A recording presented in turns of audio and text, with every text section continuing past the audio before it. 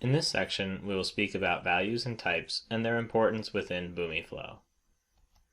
Pages, values, and types can all be reused in multiple flows within a tenant. Values are similar to variables in programming paradigm, and system values cannot be edited and are prefixed with a $sign. Types are similar to an interface in programming terms or a blueprint and create representations of real-world objects. Every value in BoomiFlow is associated with a primitive content type known as a kind in the BoomiFlow platform. The kind of values that can be chosen are a Boolean value, which can be used to test for a yes or no outcome in a flow. You would use this to flag specific outcomes if a condition is met. Content is rich text that supports formatting. Datetime is used to store datetime in your flows. A list is a list of objects. We can use this when we do not know how many of a certain type of value there will be. Another example of a list could be a pick list of salutations, such as Mr., Mrs., or Miss. Number values can be used to store positive or negative numbers, as well as decimals. Object values are similar to lists and must also have a type associated with them. An object allows us to store more complex data as defined by the type.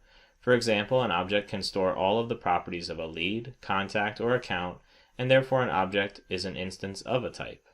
Password can store any UTF-8 characters. This is used to store passwords and sensitive content that you do not want other builders to see. Passwords are automatically masked and are not served in BoomiFlow.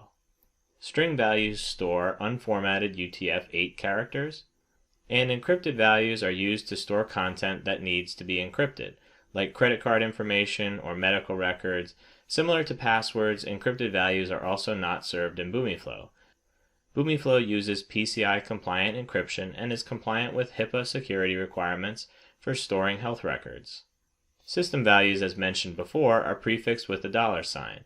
BoomiFlow comes with 44 system values that are assigned dynamically by the BoomiFlow engine during runtime and include values that store flow state information, values that store user information, and 2 Boolean values that contain the Boolean true and false respectively as data. System values cannot be edited by builders, but can be referenced from within a flow. Values can be created in 2 ways. They can either be created by clicking on values on the left-hand toolbar when on the Home tab, or new values can be created when clicking on Select or Create a New Value when building your flow. If we create a value in one flow, reuse it in another flow, and edit the value in that flow, the value gets updated for that flow and the original flow where the value was initially created. Subsequent flows in the tenant that reference that value will be using the updated value. However, if we do not want a value to be changed, we can tick the box that says "Do not allow changes to this value" while creating the value. Deleting a value deletes it not just for a particular flow, but for the entire tenant. If you try to delete a value that is referenced in another flow, you will get the error message "Element cannot be deleted due to dependencies." If we create a value and subsequently decide to remove it from a flow, the value is not deleted, but continues to exist in the tenant. The data contained in a value can be edited or deleted during runtime. Types are essentially containers that have a name and contain data. In programming terms, a type is a type or an interface. Types can have properties. Therefore, instead of creating hundreds of values, for example, we can define a custom type with multiple properties and create values that are of this custom type.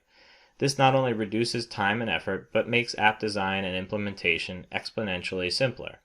There are 9 unique content types for a property within a type. You cannot create a type without a valid property. As mentioned previously, types can be thought of as a blueprint and create representations of real-world objects. For example, let's say we wanted to create a type called employee, and then had first name for property 1, then last name for property 2, phone, email, and job title for each property thereafter. This would be our employee type then. In this hypothetical we are discussing at this time, currently we now have a type employee with 5 properties. So rather than creating an employee first name value, employee last name value, and so on, we can simply create something like an employee get details value of type employee. The new value employee get details would have all of the properties we just spoke about associated with it because of our employee type.